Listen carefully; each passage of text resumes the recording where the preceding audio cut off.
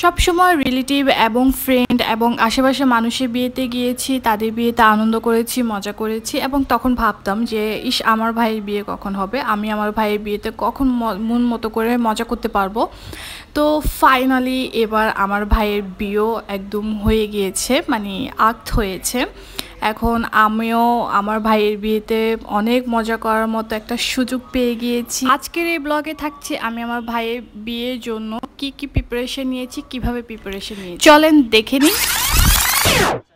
প্রথমে যে ভিডিওটা দেখতে পেরেছেন সেখানে আমি আমার ভাবিকে দেখতে গিয়েছিলাম, আর আমাদের দুই পক্ষে কিন্তু সবারই পছন্দ হয়েছে। এরপরে আমরা সব ফিক্সড করে এরপরে আমরা আঁকতের জন্য শপিং করতে চলে গিয়েছি। আর আমাদের শপিংয়ে যা যা ভিডিও আজকে এখানেই থাকছে এই ব্লগে।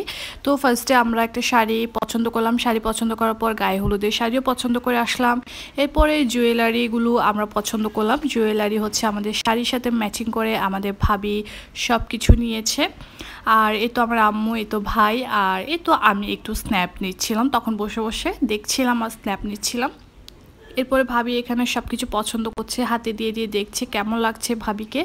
তো সব কিছুই কিন্তু অনেক সুন্দর ছিল, জুয়েলারিগুলো আসলে অনেক সুন্দর, ডিজাইনগুলো জাস্ট ওয়াও। ভাবির আঁকতের শাড়িটা ছিল মেরুন এবং হোয়াইটের একটা কম্বিনেশন, মানে হোয়াইটের মধ্যে কাচচুপি করা একটা কাজ ছিল, মেরুন কালার শাড়ি ছিল।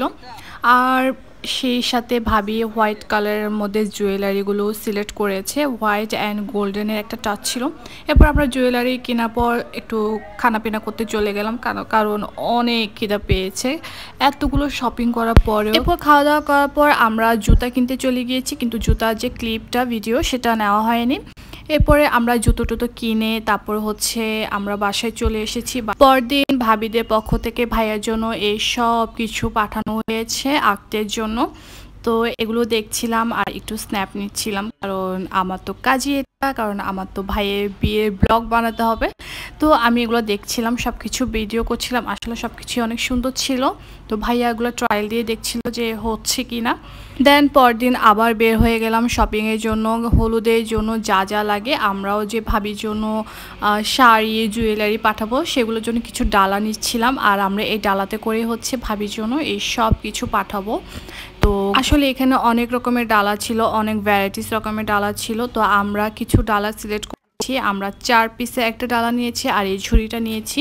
দেন বাসায় এসে সব কিছু প্যাকিং করলাম, আর ভাবির জন্য কিছু শাওয়ারের জিনিসও নিলাম, সেগুলো এই ঝুড়িতে আমরা প্যাকিং করলাম সুন্দর করে। এই র্যাপিং পেপার দিয়ে আমরা ভালো করে এটা র্যাপিং করছিলাম, আমি আর আমার খালা মিলে এই সম্পূর্ণ কাজটা করছিলাম। তো এটা করতে কিন্তু আসলে অনেক মজা।